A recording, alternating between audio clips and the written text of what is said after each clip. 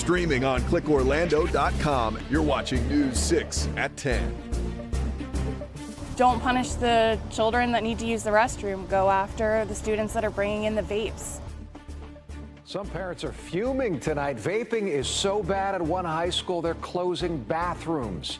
New at 10, turning toilet waste into tap water. Would you drink it? Why local voters will not get to weigh in on this idea. Nearly $2,000. That's how much one couple's insurance jumped after the big, beautiful bill. They asked for help from a local congressman and instead got some information on a shower. We got a letter back from Congressman Webster that said, thank you for your interest in the Shower Act. Took me aback a little bit because... What do you mean the Shower Act? Why would he say that? That's a great question. Matt Austin sits down to hear their story about insurance premiums pain and how they hoped Congressman Webster could help.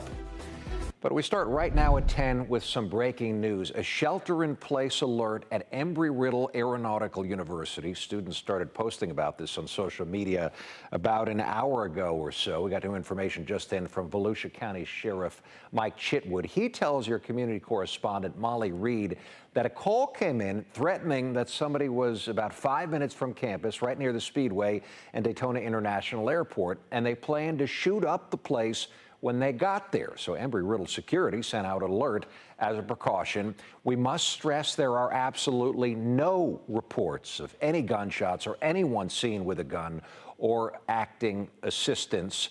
Law enforcement is sweeping the campus just to make sure there is nothing there. But we have a crew for you heading to Embry-Riddle there en route. They'll have breaking updates at once on air and on clickorlando.com. We'll keep you posted throughout this newscast the second we hear anything. Or the top story now at 10 tonight already has many of you talking. And boom, before I knew it, he had cut me. He missed my jugular, though.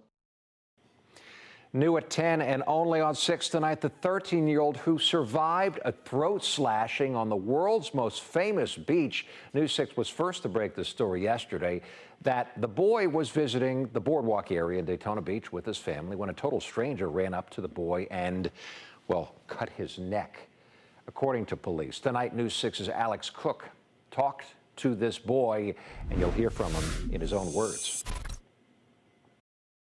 The boardwalk here was packed with families enjoying Daytona 500 weekend when police say a complete stranger walked up and slashed that 13-year-old boy right in the neck. Tonight, he spoke to us at News 6, saying what was going through his mind during those terrifying moments. I was on the phone at the time, and then some crazy dude comes from behind me and he tries to cut my throat. Daytona Beach police say this man, Jermaine Long, walked up and slashed that boy in the throat. He's got a long rap sheet of violent crime. 13-year-old Sullivan Clark recalls that moment he was attacked. While I was on the phone, I had turned my head up to look at the slingshot thing, and then boom, before I knew it, he had cut me. He missed my jugular, though. He just ran out. I didn't even see him. I didn't know what he looked like or anything. Clark's mom called 911. My son was somebody cut his throat. 1 more millimeter and he, probably wouldn't have made it.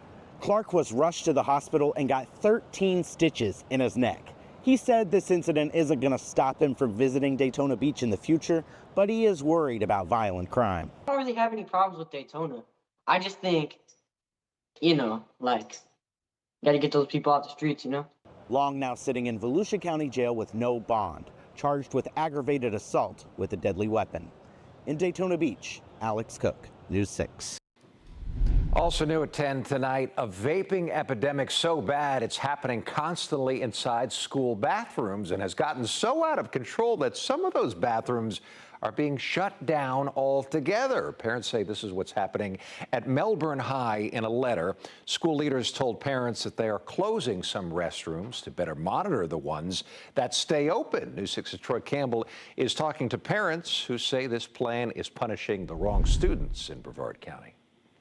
Parents here at Melbourne High School say Tuesday was the first full school day since the school announced that it would be making restroom closures because of students vaping in the restrooms and causing damage.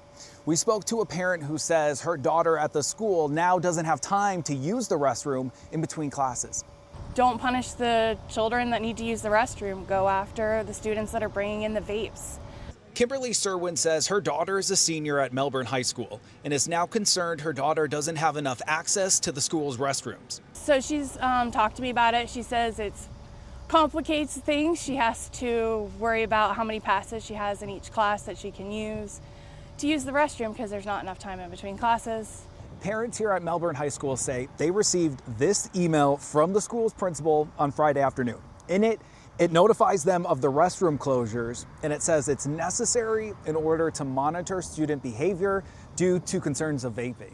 In the email, school officials specifically cite students vaping inside the restrooms as the reason for the closures. It goes on to read, quote, "The closures will allow us to monitor our student restrooms more closely and reduce opportunities for misuse while ensuring that adequate facilities remain available for all students throughout the day." The kids only have 5 minutes in between classes to get to class. It's a large campus, and then they have to worry about trying to find a bathroom in between. And if you're wondering how much of a problem vaping is here at the high school, just walking across the street, it didn't take us long to find this vape discarded here in the grass. It's already been a problem in the past that they've closed the bathrooms. Serwin says parents received a similar email closing bathrooms back in March 2025. She wants a permanent solution. I don't think that the kids that need to use the bathroom should be punished. I think they should go after the students that are vaping and find the vapes because kids are going to vape anywhere. Now, we also called and emailed District 5 Representative Katie Campbell asking her to speak about the issue of vaping and have not heard back. We also contacted the school district asking about that email, and of course, we will keep you updated. In Melbourne, Troy Campbell, News 6. New at 10 tonight, people in Volusia County will not get a vote, at least not for now, on whether to allow or ban a so-called toilet-to-tap water initiative aimed at recycling sewage water into drinking water. We should point out this is not something Volusia County is even considering at this point. It's just proactive. NASA actually does something like this on the space station. One version of the idea would pump highly treated sewage water back into the aquifer, which is the underground reservoir where nearly all of Florida's drinking water comes from. It's being promoted in several areas of the state where they face water shortages from rapid growth and development. It shouldn't be allowed to happen. Development needs to keep up with what the land can sustain. Tonight, the Volusia County Council rejected putting the idea before voters this August by a vote of 4-3. During the debate, commissioners tonight said several local cities are also talking about letting voters weigh in. We will keep you posted on this one. A Sanford teacher is facing felony charges in Seminole County. She's accused of having an inappropriate relationship with a former student. We broke this story during News 6 at 3. Investigators say that this woman, Mackenzie McLean, taught at Crooms Academy in Sanford. She's accused of soliciting or engaging in sexual conduct with a student as an authority figure, and is also charged with distribution of a controlled substance. Investigators have not told us what they say her relationship was with that student, but we're asking deputies for answers. We'll keep you posted on clickorlando.com. A local law school is confirming an instructor is under arrest in Orange County. While Barry College of Law did not confirm the name of that professor directly, we independently confirmed that 70-year-old Glenn Peter Ehlers is at the Orange County Jail right now, held without bond, according to the jail on numerous child porn charges. According to the Washington, D.C. Bar, Ehlers is a retired lawyer with an address and email tied to Barry University in Orlando. Glenn Peter Ehlers is also listed as a professor of law on the university's website. Barry University did say the faculty member arrested has been placed on administrative leave, and they are cooperating.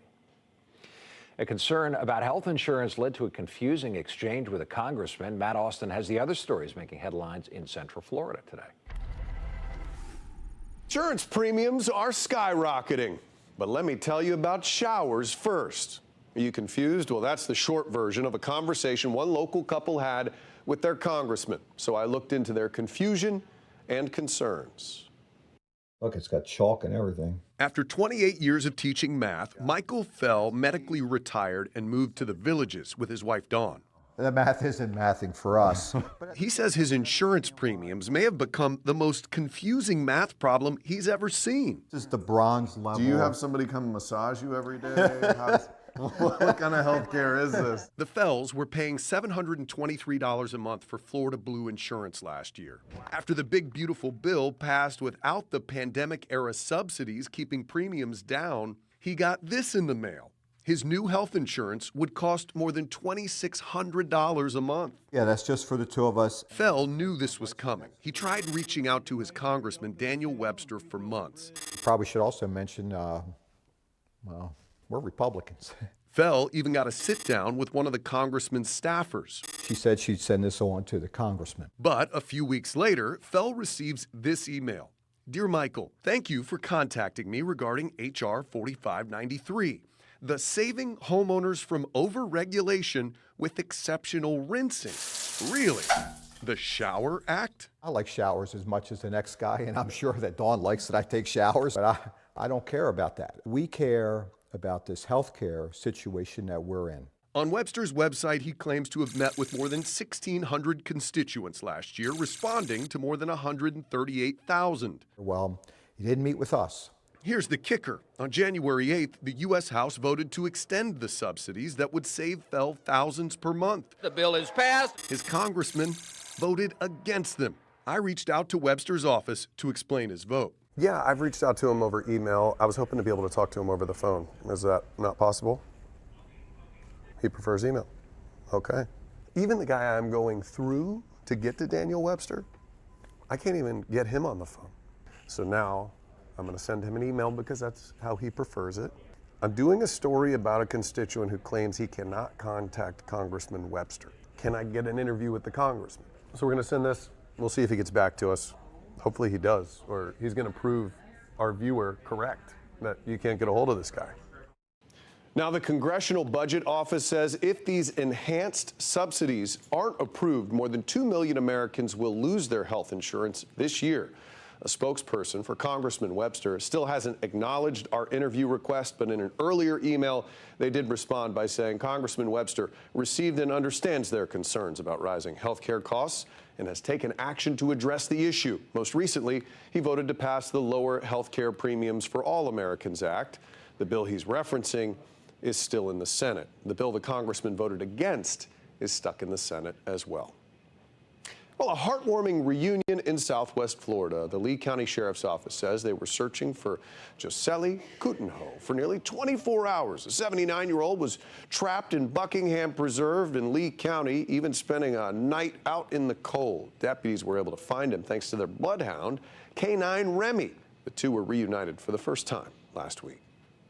Thank you for not giving up on my dad. You know, thank you for for doing everything possible to find my dad. The sheriff says this story is a testament to how his office works together to help bring people home.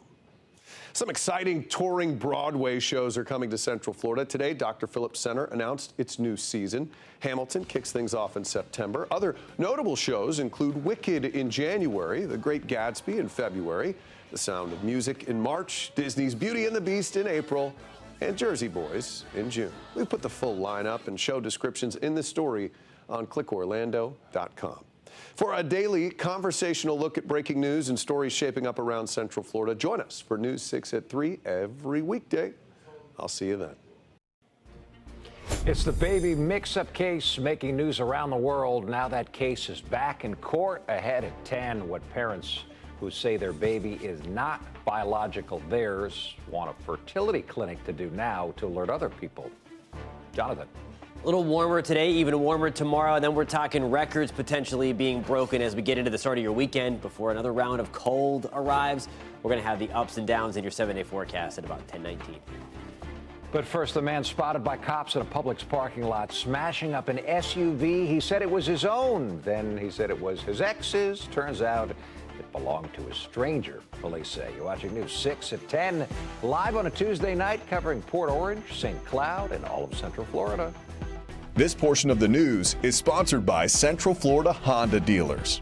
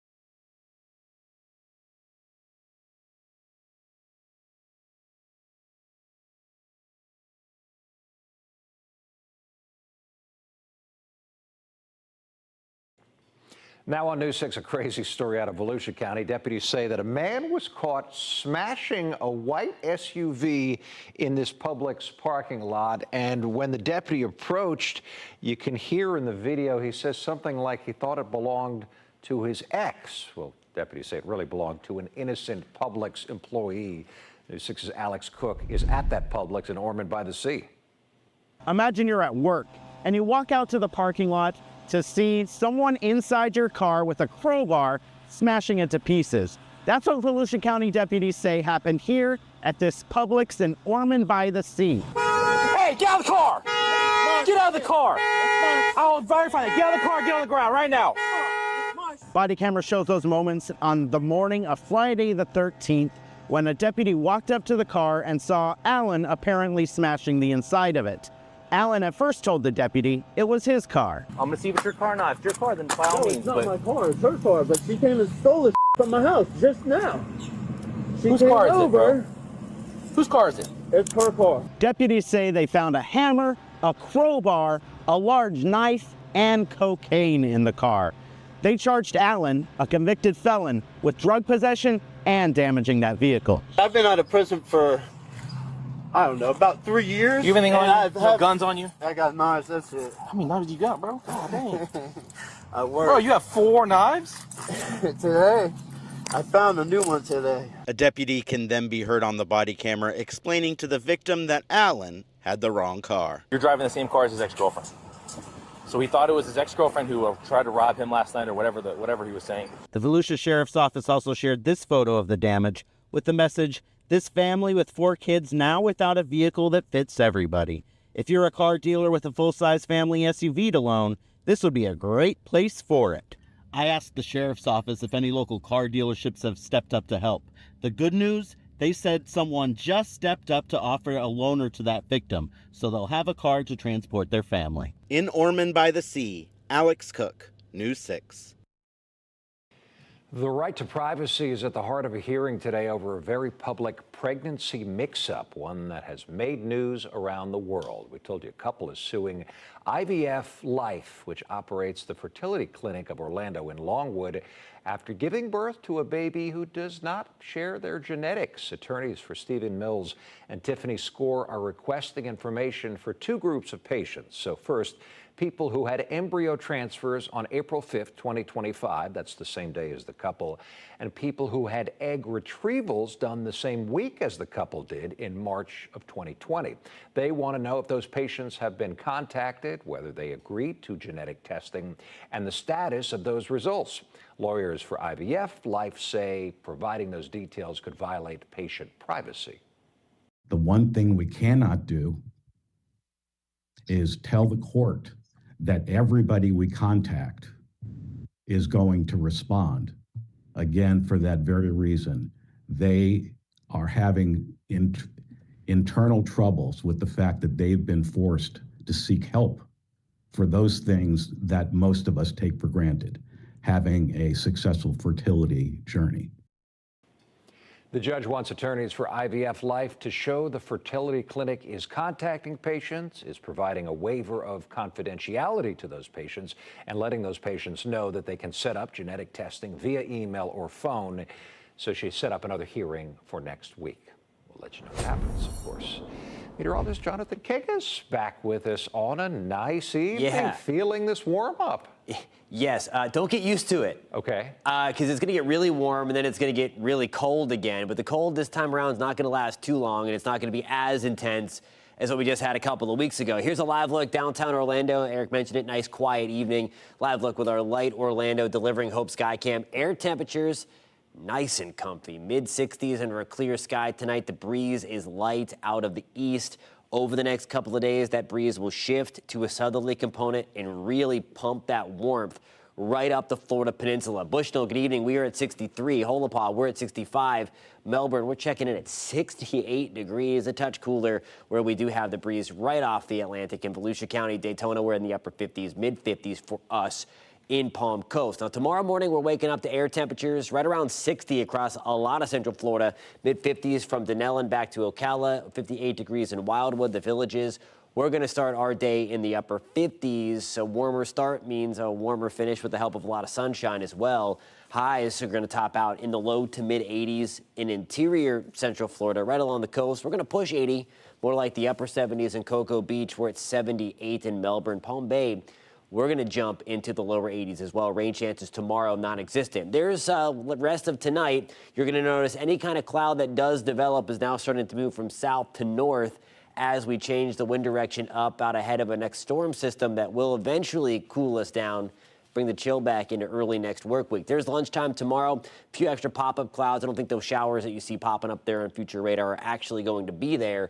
Nonetheless, another dry day tomorrow. We're going to string together several dry days again, which we could use some more rain, of course. Last weekend was great, but we could use some more in terms of rainfall. Nice weather, though, going to be with us for the next couple of days. That's also going to equate to above normal temperatures. Forget about it once we get into Friday and Saturday. That is whenever we are going to make a run for record highs. We're fast forwarding to Saturday afternoon. Record territory for this time of the year is in the upper 80s. Most of us are going to be in that ballpark. You see the Villages will be at 87, lower 80s along the coast. But for us along the coast, that's also where our records reside. So it is going to be a very warm Saturday, a very warm home opener. As the Red Bulls coming to town, Orlando City home opener, 7:30 p.m. They're 7 o'clock in the evening. Air temperatures again back to the mid-70s, lower 70s by 8 o'clock. Again, mild evening, but skies will be clear. Should be a very nice night for some soccer. 84 on Thursday. There is that warm-up right on into the weekend. Rain chances up a little bit to 30%. That's the storm system that changes everything. Getting into early next work week, we're doing this again, Eric. 48 when you wake up on Monday, upper 30s and lower 40s on Tuesday morning. But no hard freeze this No time. hard freeze. We'll take it. Thank you, Jonathan. And a Popka man's home was destroyed in Hurricane Ian. Tonight, at long last, he's finally getting back inside. The story of how an Orange County program helped make this happen and the improvements made to make sure his home is accessible for his special needs.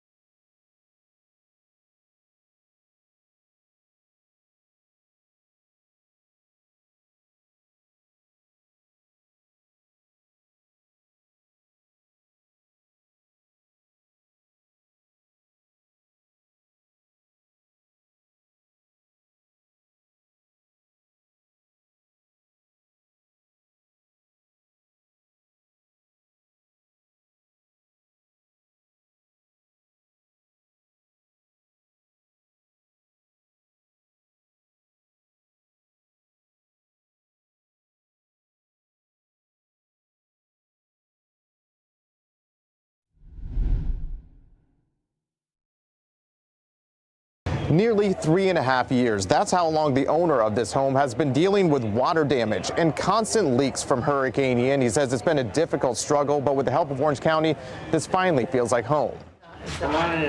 It's a much anticipated homecoming for Lorenzo Turner. The 64-year-old is seeing his newly renovated property for the first time, and the 2-month project was worth the wait. I really appreciate it for this. Now I can be more independent. The $147,000 makeover includes handicap-accessible improvements to the kitchen and bathrooms. Extensive repairs were needed after damage from Hurricane Ian in 2022.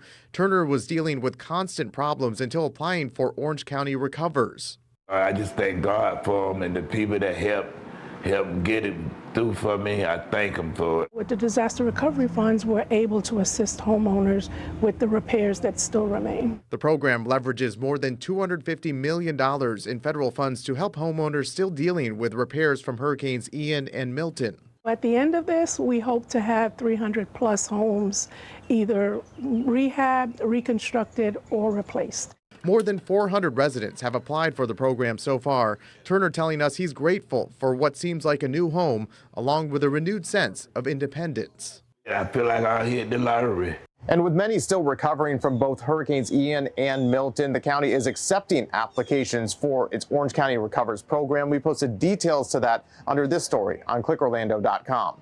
In Orange County, Mark Lehman, News 6.